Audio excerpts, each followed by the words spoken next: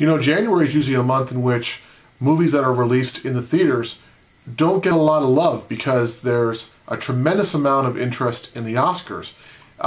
This year is a little bit different. We've got 2 movies out already that have brought audiences in many ways eclipsing those Oscar contenders, and to me that's a really interesting aspect of this. One of those films is Broken City.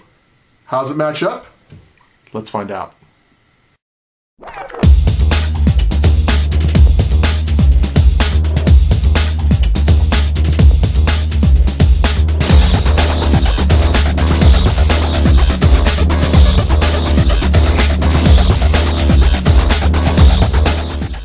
Greetings, Matt and RC with you, and today I'm taking you through a review of the film Broken City, starring Russell Crowe, Mark Wahlberg, and Catherine Zeta-Jones. Mark Wahlberg stars as a New York cop who gets involved in a very nasty shooting in a bad part of town. He is going to be convicted of accidentally shooting this teenager when some evidence that is supposed to arrive at the last minute gets flattened. The person responsible for that is the mayor of New York City, played by Russell Crowe. Now, Russell Crowe is not exactly what you would consider to be an upstanding politician, although by definition, most politicians are not necessarily upstanding. Sorry, guys. But you have the feeling that he's holding something back when he lets Mark Wahlberg essentially go.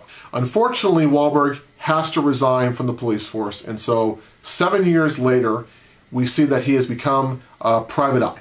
And he's having a really hard time doing that.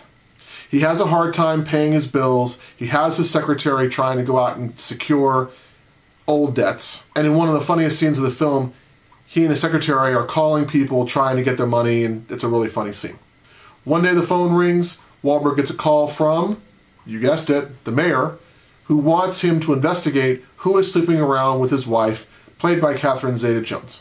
Crowe is in the middle of a nasty election campaign in which a council member, played by Barry Pepper, is making headway towards beating Crowe and knocking him out of office.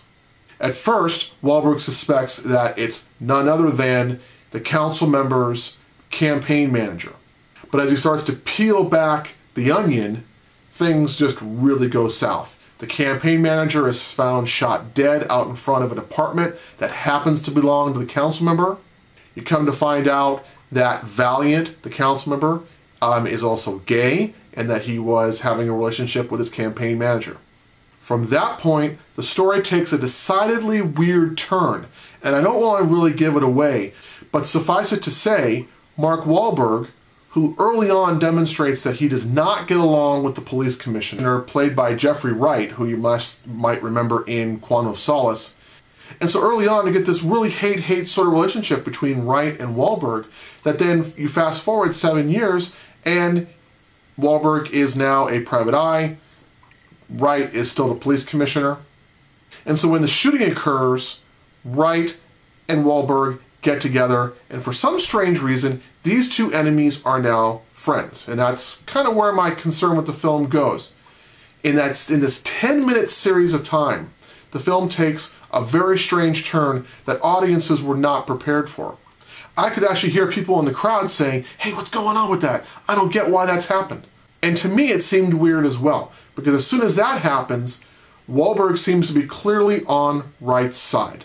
Now, Wahlberg has his suspicions about the mayor. He thinks that the mayor is dirty, but he has no evidence until he starts peeling back this onion and realizing that the mayor is definitely involved. But there's not a scene, an aha scene, where Wahlberg says, "Oh, wait a minute, I do suspect the mayor, and here's what I have on him." There is a scene with him and Catherine Zeta-Jones where he basically tells her that he is going to go after the mayor. But at some point in time, you would like to have seen him go through a little bit more of the thought process. Because literally, 1 second, he is clearly not on Wright's side, and then the next minute, he's dousing Barry Pepper in his own bathtub. Believe me, you have to see that scene in order to understand what I'm talking about. And this is just one weird plot twist that seems to happen all throughout Act 2 and all throughout Act 3. As Wahlberg starts to dig further down, the mayor sends a hitman after him, and a great car chase scene with no music. It's one of the best in the film, and I really recommend that part. Now, director Alan Hughes wants us to be in the middle of Mark Wahlberg's problems, and he does a very good job of painting a dark picture for us, complete with plenty of shadows and Mark Wahlberg looking very serious. And Wahlberg is really good in this film, as is Russell Crowe. But the script by newcomer Brian Tucker is just a little too deep. There's a little too much of the plot twists and turns, and even right up near the end of the film, he throws another plot twist that you could kind of see coming, but yet when you watch it, it's well done. It just keeps adding to the weight that's already on our shoulders as the audience, as we're trying to decide what side we are going for. And as far as I'm concerned, you never, ever, ever make the audience have to make that decision. The idea is that the audience is supposed to be for the protagonist, and even though the protagonist in this is an anti-hero because he's got his own issues, he drank for many years, he was an alcoholic when he was involved in that shooting, and as a result, he's off the wagon halfway through the film, and there's not really a moment when he kind of falls off that wagon. Sure, there's a scene involving him and his girlfriend in which they break up and he has a drink, but pretty soon, it's okay for him to drink. And he's drinking all the time.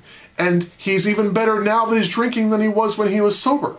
And the last time I checked, it wasn't like people drank and then became alcoholics and then they stopped and got off the wagon. Like I said, I'm just barely scratching the surface with this film because it is so layered and so deep. One of the things I do have to tell you that I really enjoyed was the performances of Russell Crowe, Mark Wahlberg. They are excellent together. I hope they do more films together because they work really well together. Now, Crowe is not bad in most films. If you've ever seen Body of Lies, you know how sleazy he can get, and he is certainly sleazy here. But the film is just so layered and filled with so many plot twists that every few minutes you're getting whiplash, trying to figure out where you stand and where you're not. It puts the audience in a really bad position.